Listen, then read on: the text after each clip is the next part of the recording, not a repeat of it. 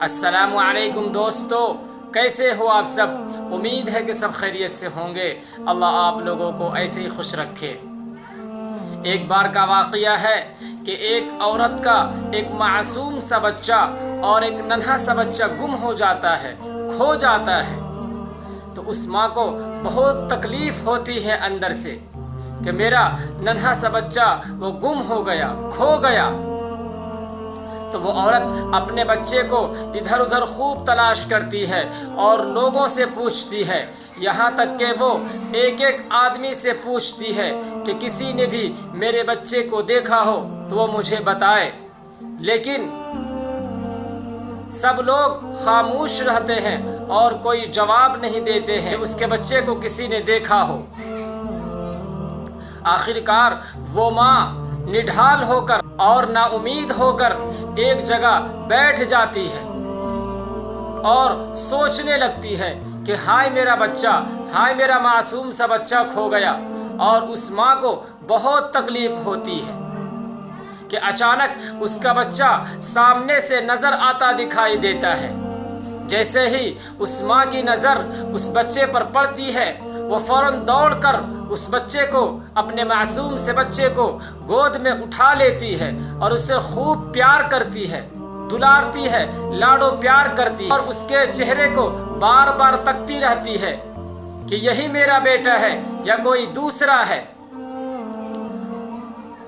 تو اس ماں اور اس بچے کی کیفیت اور نظارے کو دیکھ کر وہاں پر موجود لوگ بھی بہت حیران و پریشان ہو جاتے ہیں اور دل ہی دل میں خوش ہوتے ہیں کہ ایک ماں کو اس کا بچہ مل گیا۔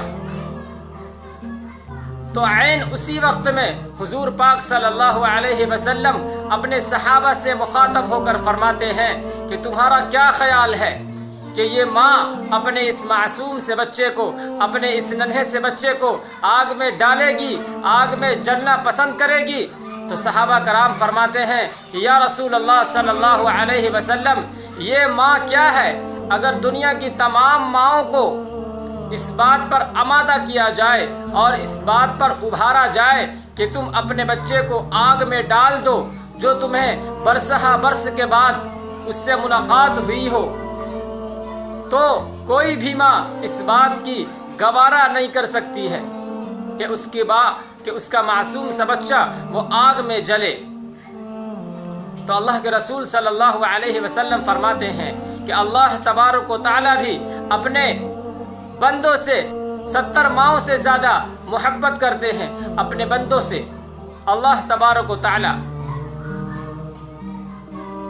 ایک موقع پر اللہ تبارک و تعالیٰ نے قرآن شریف کے اندر فرمایا کہ یا ایھا الانسان ما غرک بربک الکریم، کہ اے انسان کس چیز نے تم کو اپنے کریم رب سے دور کر دیا اور الگ کر دیا؟